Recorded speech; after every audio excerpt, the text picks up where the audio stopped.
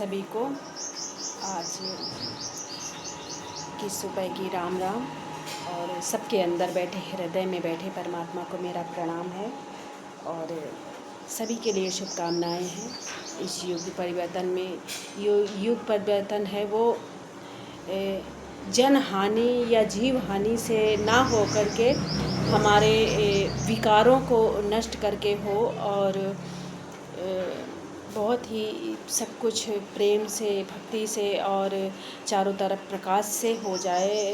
इसमें जन हानि की और जीव हानि ना हो या कम से कम हो, ऐसी मेरी प्रार्थना है परमात्मा से। और इस धरती के जितने भी अस्त्र शस्त्र हैं वो सब मधुर वाद्यों में परिवर्तित हो जाएं, ऐसी मेरी विनती है प्रभु से।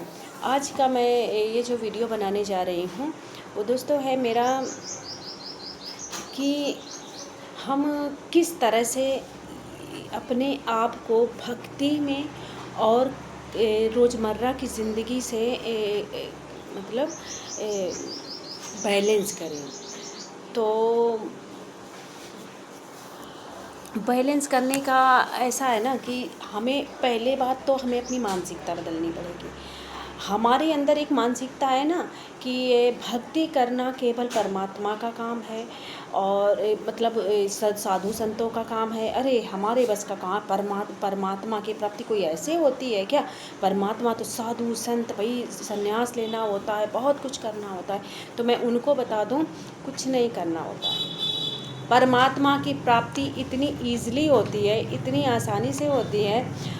और हो सकता है कि तुम्हें साक्षात्कार अभी ना हो, पर तुम अपने आप को सुधारो, तुम्हें कुछ अनुभव होने लगेंगे, तुम्हें कुछ चीज़ें होने लगेंगी, तुम्हें लगेगा कि नहीं, हम कम से कम इस लायक तो बन जाएं कि जो हम बोल रहे हैं हमें ये पता चल जाए कि नहीं वो सुन रहा है, इस लायक।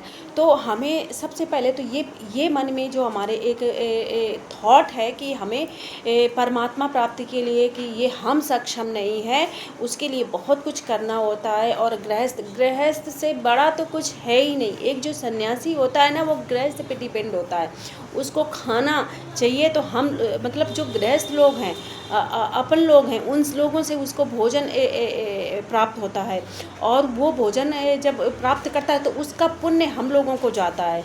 और दूसरी बात, जो लोग मतलब उनको अन्न मुहैया कराते हैं उसके लिए, और बच्चे पालना, बच्चे भले कार्मिक हैं पर अगर आप उनका अपने कर्मा को अच्छे से रिलीज़ करते हुए, उसको बहुत ही प्रेम से निभाते हुए और ये समझते हुए कि ये मेरा कोई ना कोई कर्म रहा होगा जो मेरे जीवन में आया है और ये कहीं ना कहीं परमात्मा का ही साकार स्वरूप है, ये कहीं ना कहीं परमात्मा का ही स्वरूप है और मुझे इसमें अपनी संतान तो देखनी है।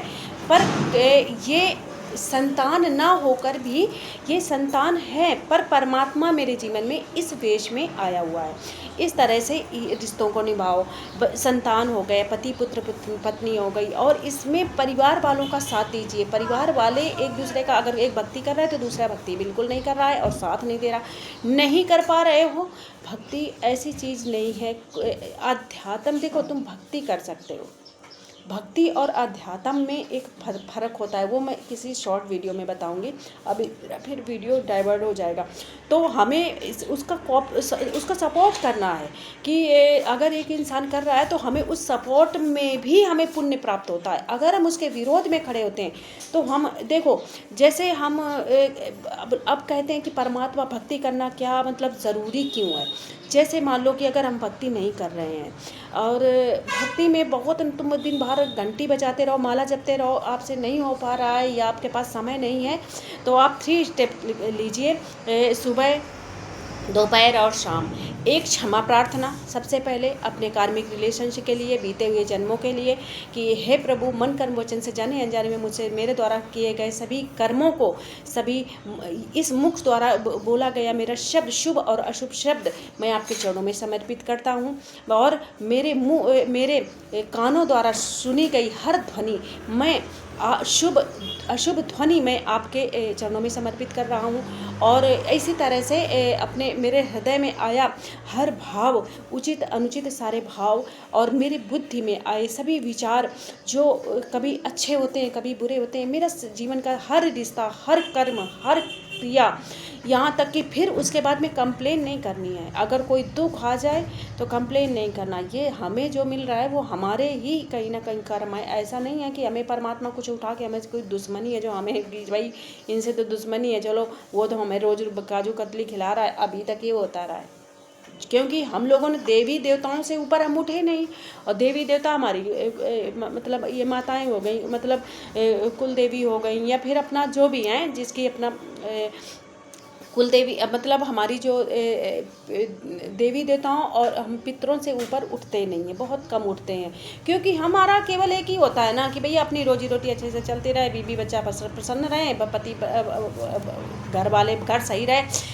मोक्ष क्या होता है, परमात्मा क्या, वैसे तो वो चीज़। और अपनी जब हम जब प्रार्थना करें जब, तो ये ज़रूर डिफाइन करें और ये ज़रूर क्लियर करें कि मेरी प्रार्थना मैं अपने, अगर गुरु है तो मैं अपने गुरु को उस परम सत्ता के रूप में, परम सत्ता का रूप अपने गुरु में देखता हूँ। और मैं उस परम परम परम बेहद का परम प्रकाश जिससे मेरी आत्मा उत्पन्न हुई थी, मैं उस परम पिता को, क्योंकि उसको परम पिता को अपनी पूजा अर्चना, अपनी भक्ति, ये सब उसको उसके चरणों में समर्पित कर रहा हूँ। मेरे शुभ अशुभ कर्म, मेरी भक्ति, मेरा जो कुछ भी है मेरे इस गुरु के चरणों में समर्पित है। मेरे इस इष्ट शिव को, जो से आपने माना, आपके पास गुरु नहीं है, डोंट वरी, आपके पास शिव हैं, विष्णु हैं, आप कृष्ण हैं, किसी को मानते, इन परमात्मा को मैं उस चरणों में पूर्ण समर्पण करता हूँ। और बेहद के परम परम परम धाम के उस परमात्मा को मैं पूर्ण समर्पित हूँ। ये बाद में बोल दें, क्योंकि हमें नहीं पता है कि मतलब क्या क्या है, कैसे बहुत भटकाव हैं। हमारे ग्रंथ भी सब ऐसे ही हैं कि पूर्ण हमें विश्वसनीय नहीं रह गए हैं। तो हमें इतना डिफाइन करना है। हम जब मन से बोलते हैं तो हमारा चेतन मन उसको रिसीव करता है, और फिर वो बार बार बोलने से वो हमारे जो सेंसर काम करता है, वो फिर हमारा उस लोक तक पहुंचाएगा। और एक बात, अगर हम परम प्रकाश को पूछते, कुछ कहते हैं ना परम ब्रह्म को, ऐसे ही ज्योति स्वरूप को पूछो, देखो हमारे अंदर है भाव, और भाव ही जान सकता है एक चेहरा। कुछ लोग, मेरे हस्बैंड ना गुरुओं से बहुत चिढ़ते हैं, मेरे गुरु से उनको बड़ी नफरत है। तो मैं उनके लिए, ऐसे लोगों के लिए बता रही हूँ कि गुरु क्या काम करता है। वो जो गुरु जो होता है, और गुरु अच्छा गुरु जो जिसका डायमेंशन चेंज जो कर सकता है, जिस गुरु में इतनी क्षमता है, तो वो गुरु हमसे भी कनेक्टेड है। वो गुरु उस डायमेंशन से भी उस जिस डायमेंशन के लिए आप आराधना कर रहे हैं, कृष्ण लोक, देव लोक, जो भी है, तो उस लोक में भी वो आ सकता है, और वहाँ से प्रॉपर उनका कम्युनिकेशन होता है।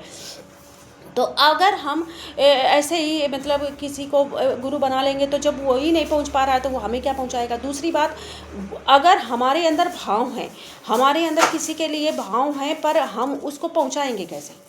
तो गुरु जो होता है वो एक पुल का काम करता है, वो शुरू में। उसके बाद में जब हमारे गुरु का, और फिर अगर हम गुरु नहीं है तो हम अपने शिव जैसे हैं, या किसी को, कुछ लोग कहते हैं ना कि निराकार को मानो, ये उनके लिए है।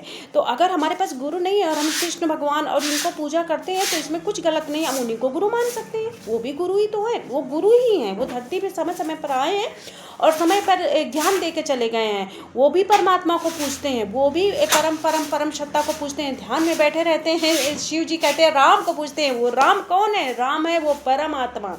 राम कोई इंसान नहीं है, राम वो दशरथ नंदन नहीं है। राम आत्मा है। आत्मा क्या है? परमात्मा है।